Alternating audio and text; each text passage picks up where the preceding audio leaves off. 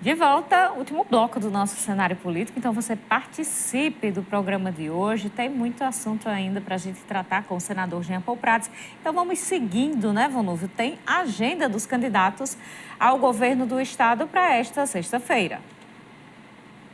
A candidata Cloriza Linhares, 8 da manhã, faz a Caravana da Coragem. Em Pendências, Alto do Rodrigues, Carnaubais, Açu, Paraú, Triunfo Potiguar, Janduís, Messias Targino, Patu e Martins.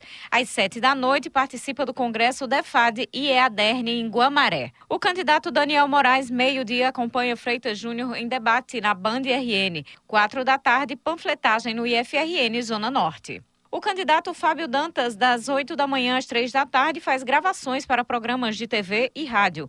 8 da noite, concede entrevista a canal do YouTube. A candidata Fátima Bezerra realiza o primeiro dia da caravana O Melhor Vai Começar, no Oeste Potiguar. De manhã, sai de Patu, vai por Messias Targino e Janduís. Durante a tarde, Campo Grande e Upanema. À noite, encerramento com grande carreata em Mossoró, concentração na Cobal. A candidata Rosália Fernandes, 9 da manhã, acompanha a Assembleia dos Servidores Municipais da Saúde de Natal, no Simpol. 11h30 da manhã, participa de roda de conversa com apoiadores na sede do PSTU em Natal.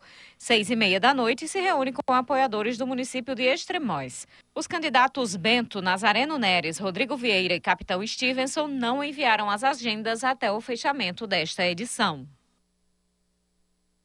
Tá aí, a agenda da sexta-feira. A gente vai acompanhar também como é que vai ser essa movimentação no final de semana.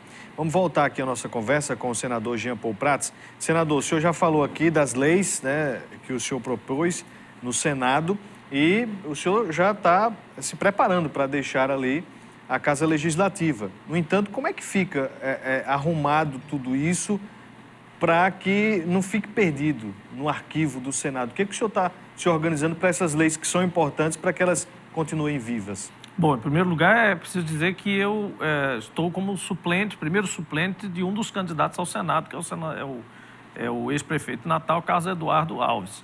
E com ele tenho conversado, né, claro, não sabemos como é que vai ser o resultado da eleição, mas já tenho conversado, pelo menos com ele, sobre continuidade de alguns projetos e alguns compromissos.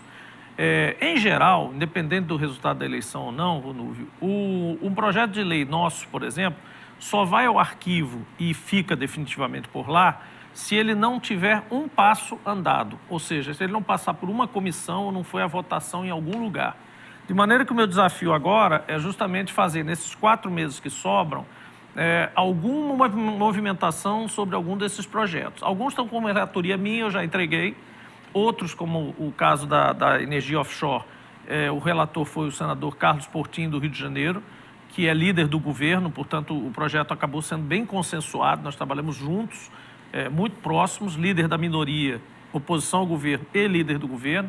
Já passou por uma comissão, portanto, esse já não tem risco de ir para o arquivo e sumir. Ele vai para a Câmara e depois volta para o Senado se for modificado. Os outros 2, que são de autoria minha, do hidrogênio e do resgate de carbono, que são os mais importantes, esses a gente vai fazer andar, pelo menos na Comissão do Meio Ambiente ou na Comissão de Assuntos Econômicos, e aí eles ficam salvaguardados para a legislatura futura. Há um projeto que eu também não mencionei aqui, mas que é muito importante, que eu assumi a relatoria agora, que é um projeto muito querido, Carol, porque o senador Anastasia, quando foi para o TCU, ele foi pessoalmente ao meu gabinete me entregar. Disse: Jean Paul, você fez esse trabalho das ferrovias, que ele acompanhou muito comigo, e eu tenho muita referência positiva no Senado, e ele me disse: eu quero que você relate este projeto. E me entregou o marco regulatório do transporte urbano, da mobilidade urbana.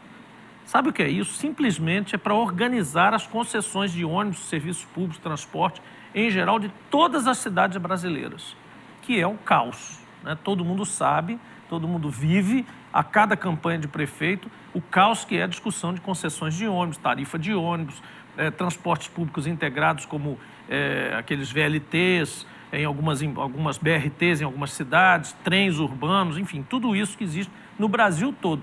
E no nosso Rio Grande do Norte, nós já tínhamos começado pelo mandato um programa de estudo e implementação de uma política de transporte urbano para cidades médias e pequenas. Eu tinha começado a fazer um laboratório em Pau dos Ferros, um laboratório na Pipa, ali em Tibau do Sul, como cidade turística, e uma em Lagoa dos Velhos. que era considerada uma cidade pequena. Porque existem problemas de mobilidade em Mossoró, em Natal, mas também em Pau dos Ferros e também em Lagoa dos Velhos, por incrível que pareça.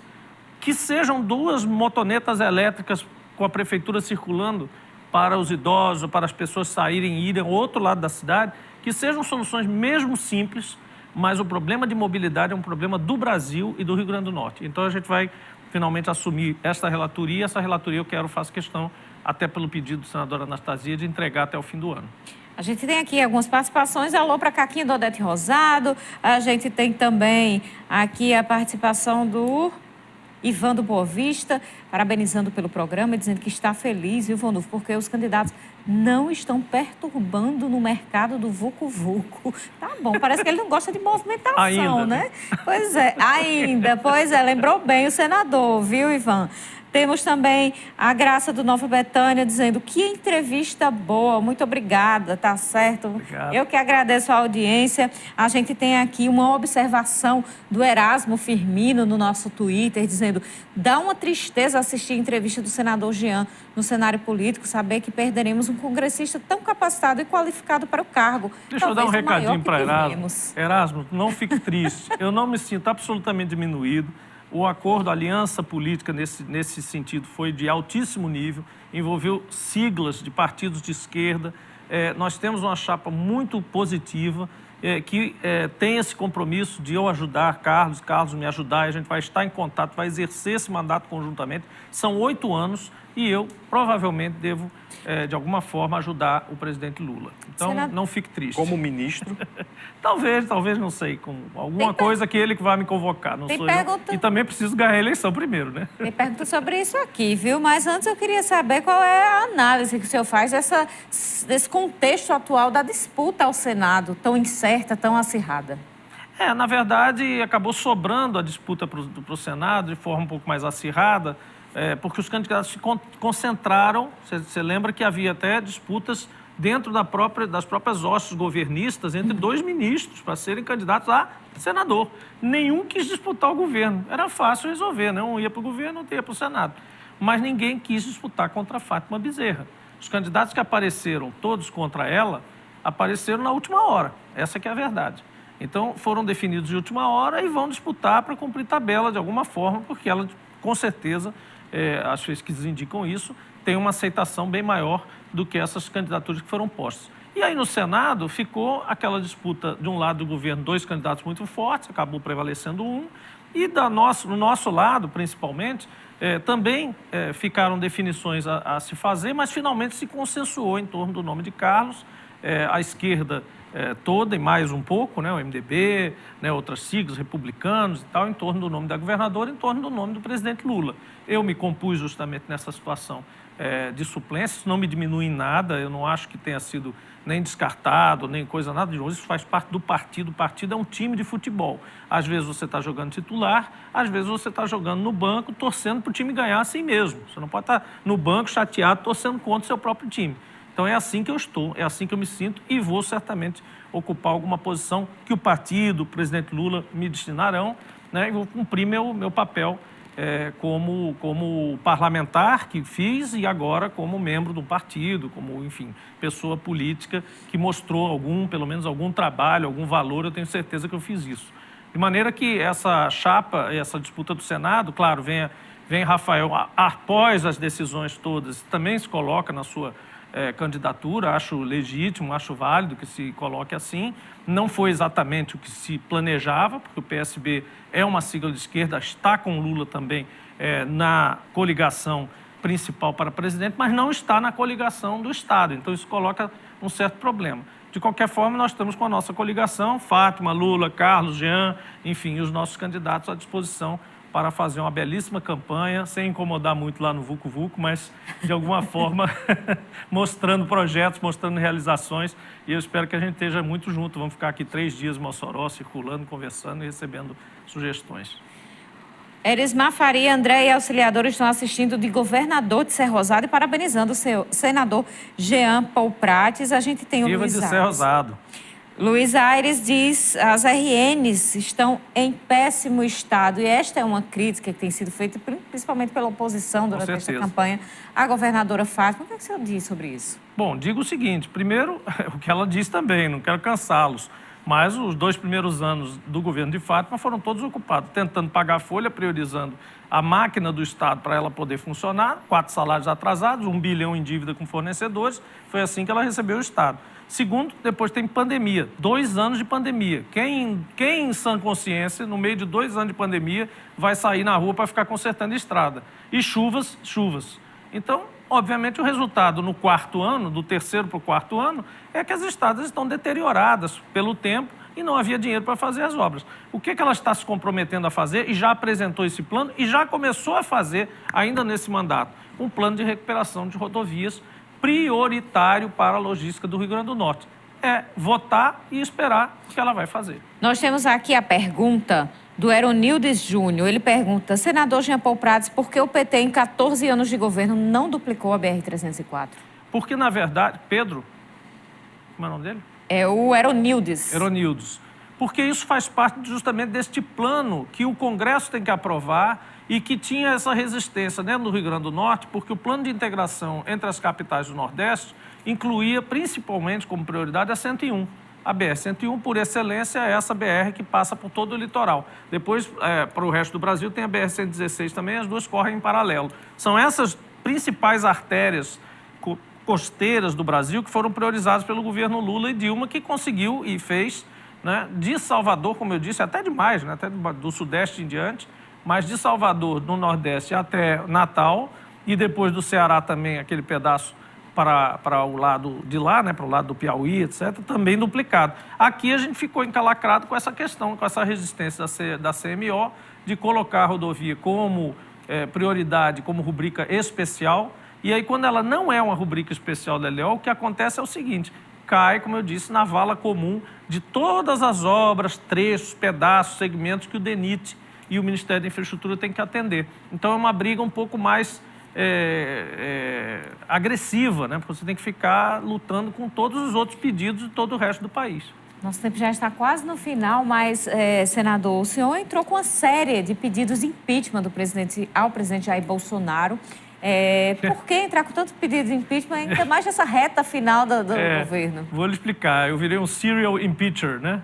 Na verdade, é muito simbólico isso, Carol, porque é o seguinte, é claro que a gente sabe que o presidente Arthur Lira não vai dar seguimento a nenhum pedido de impeachment. Mas o problema também é que a gente não pode vulgarizar os crimes de responsabilidade. Alguns dizem, mas está vulgarizando o impeachment. Não estamos. A cada crime de responsabilidade cometido tem que ser apresentado um pedido de impeachment. E o que eu comecei a fazer, eu parei para pensar, e eu falei, vem cá, por que agora, de repente, ele fala qualquer coisa, faz qualquer coisa e ninguém faz mais nada? Então, pelo menos, a cada semana, você vê que toda sexta-feira tem impeachment. Sextou, tem impeachment. E já foram 5 nessa sequência. Isso mostra o quê? Que o presidente da República, a cada semana, comete pelo menos 1, se não 2 ou 3, crimes de responsabilidade. Ou pelo menos alegados ou alegáveis crimes de responsabilidade. Então, vai um pedido de impeachment lá. Porque é natural da democracia que se faça isso. O presidente não pode fazer determinadas coisas, não pode ter determinados comportamentos que são escritos, tipificados como crime de responsabilidade, sem que não haja pelo menos uma reação. E eu espero, claro, que isso pese a gaveta e também sirva de registro histórico. Nós temos um registro, quem quiser entrar e ver todos eles, parece que é a agência pública dos jornalistas, que faz esse acompanhamento para e passo. Todos os pedidos de impeachment estão lá, todos eles crimes de responsabilidade, tipificados, todos com as suas razões, todos com as suas atitudes descritas. Centenas, e você pode pesquisar na Agência Pública de Jornalismo Independente, muito interessante esse site, inclusive, você pode dar uma olhadinha, então, nos pedidos. Marcos Galdino, João da UPA, do BH, Gildásio, que diz que está em dúvida, ainda não sabem quem vai votar, pois fica ligado aqui no cenário político para ter muita informação. Niel do Sumaré, Ricardo Lima, muito obrigada todos aí pela participação no programa de hoje. Não temos muito tempo, mas, senador Jean Paul Prats, muito obrigada pela conversa no programa de hoje. Obrigado, Carol, Vonúvio. Quero dizer rapidamente, prestar conta sobre a Mossoró. Mossoró é a minha cidade. Eu nasci, eu disse a vocês aqui em off, politicamente em Mossoró. Foi a primeira cidade que me deu o título de cidadão em 2005, por conta de ter trabalhado aqui com petróleo, outras coisas, consegui recuperar royalties aqui na época da prefeita Rosalba. Então, trabalhei com várias prefeitas e prefeitos de Mossoró, como consultor, depois com a governadora Vilma, enfim. É a minha região, é onde eu me sinto em casa, de fato. Então, eu quero dizer que foram mais de 2,5 milhões de reais de emendas para o hospital Tarcísio Maia, para a Liga Moçorense do Câncer, na saúde. Metade foi isso, foi saúde. Criamos o projeto das areninhas, 2 areninhas são para Mossoró, escolas solares tem uma para aqui. Enfim, a gente tem várias frentes onde a gente atuou, com mais de 2,5 milhões de reais destinados a Mossoró em 3 anos. Ainda tem mais um, que é daqui para o ano que vem. Então, vamos estar juntos aí e trabalhar por Mossoró e pela região toda que Mossoró representa tão bem. Seja sempre bem-vindo, senador. Você de casa, boa noite. Até amanhã. Obrigada pela audiência. Amanhã a gente se encontra às 7h25 da noite ao vivo aqui na TCM. Ótima noite e até lá.